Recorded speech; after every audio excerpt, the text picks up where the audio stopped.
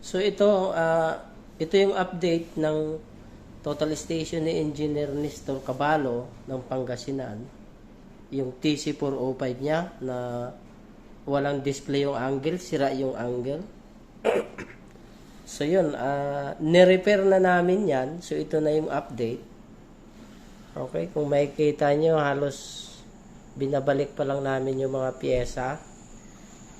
Kaya ito, so nilagay na muna natin yung screen niya dito para makita natin at pati yung cover niya rito. So itong mga ibang parts niya nandito pa. Yan, hindi pa natin na ibabalik kasi partially muna para ma-power up na natin yung unit para sa update. Okay, so nilagay na natin yung battery niya. Tingnan nyo, ito yung switch niya sa power. Oh. So hindi pa naka ano, so i-on natin. Okay. Okay. So pansinin mo, makikita natin engineer. So yun. Okay. So ayan. Kung pansinin natin, ayun,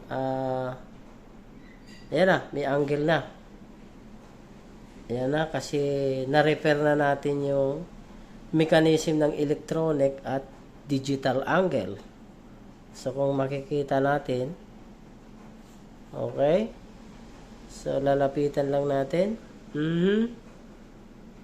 So, ito yung azimuth niya. Okay. Okay. Then, ito naman yung vertical. Gagalawin ko. Gagalawin ko yung vertical. Para makita nyo, dito ako sa likod. Dito ako hahawak sa likod. Para matutok natin sa screen. So, yung vertical, iniikot ko. Okay. So, nakikita nyo yung reading ng vertical. Okay. So, yan. Working. So, titingnan natin yung bubble, physical bubble. Sinintro na lang din natin para hindi siya mag-pop up. Then, tingnan natin.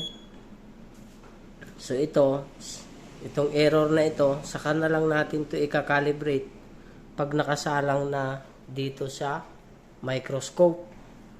Okay, mamaya na yan. So, now, ang gagawin natin ay magme-measure tayo ng distance. Kukuha ako ng prism. Okay? So, yun yung prism natin. So, itututok natin sa prism at magdi-distance tayo ngayon.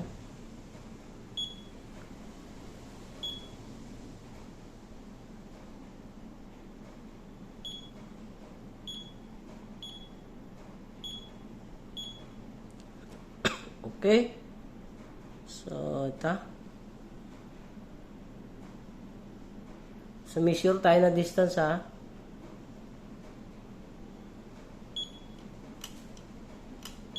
Okay. So, yun. Kita nyo yung distance, engineer. Horizontal distance, vertical. Okay. Fades. Okay. So, ayan. Ayan. So, medyo ano lang dahil medyo madilim. Okay. So, balik ulit tayo. Measure ulit tayo ng distance.